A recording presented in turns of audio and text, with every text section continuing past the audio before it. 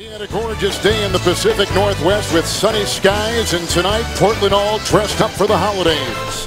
Two of the best teams in the Western Conference, two sensational power forwards, two of the league's top point guards, all on display here in Portland tonight. Well, and for the league to make a statement about the officials, that's very rare, so you know how they felt about it. And, of course, as Doc Rivers said, does that mean we get to play the fourth quarter over again?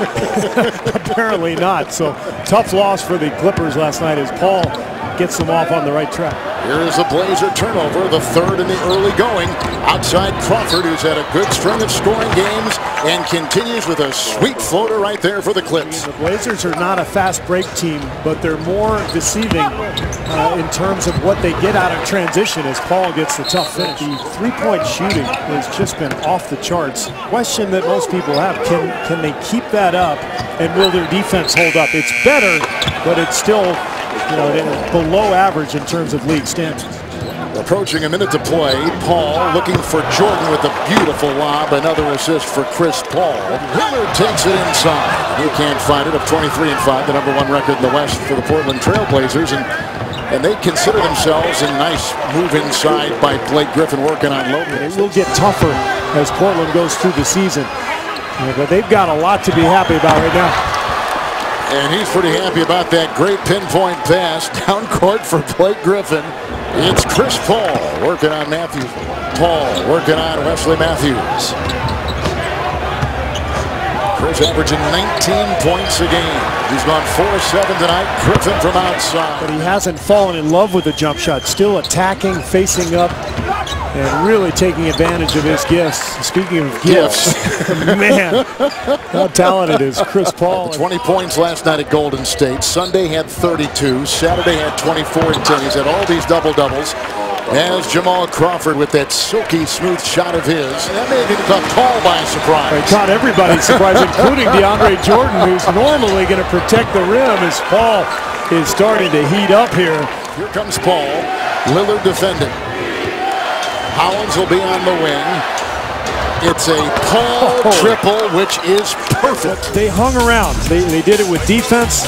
Once they got Blake Griffin back on the floor, they found some offensive rhythm. But as usual, it was Chris Paul doing the damage. 9 points, 5 assists, no turnovers in the game. In fact, only 3 for the Clippers in total. But Paul helped this team finally get back into their rhythm.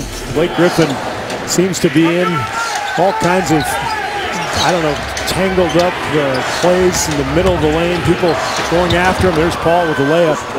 Boy, this is it's going to be interesting here for this rest of this third quarter without LaMarcus Aldridge. I don't care how much better their bench is. It hurts when Aldridge is gone. And taking advantage of it there is Paul, who's now 9 of 13 with 19 points. Paul meets Lillard at the other end. Lillard with 9, Paul with 19. Chris Paul. He has basically said, I am taking over. There's so many. I don't even know how you rank these guys. Point guard position. In fact, Doc Rivers had a great quote. Here's Paul again. Doc Rivers said it's a great time to be a point guard in the NBA unless you're an average point guard. They got some food. I had a full day of opening presents, going to the beach, bouncing around my house, and they kept coming on my TV screen all day long. Tonight, they've missed a lot of threes, but here they are, 9 for 25, and we're midway through the third quarter. 9 threes already. And Crawford now plus 15 points are the Blazers beyond the arc. Lasering it inside, throwing it away. Nice pick off, and the other way, Barnes. Myers Leonard. Basket will go, and that is a three-point game. It's like put your hand in the cookie jar. There's a shot Aldridge is now hit to coming off the bench. And look at how he gets back on defense, too. Takes it with great pride. Here's Lopez watching Griffin, and Griffin just continues to corkscrew for another 2 inside. Griffin, oh my goodness. Come on. And it's so good to come back here to one of the great NBA cities and see a winning franchise. And it looked like Williams caught an elbow in the face, not called. And Paul takes advantage of the space and nails the J. And the Blazers now as Crawford comes back with a 3. And Kevin, in a season where so many things have gone wrong in the NBA, as Griffin knocks down the 3. How about that corner 3 from him? Yeah. Well, you and I love the league and love the game, and it's fun to see this city thrive again as they got Paul to Collison And the awaiting Griffin underneath. Count it, we're under 6 to play. We're back to a 3-point game. We have been fluctuating like an accordion back and forth. Shot clock at 2. And the turnover. Paul, they got 2-on-1.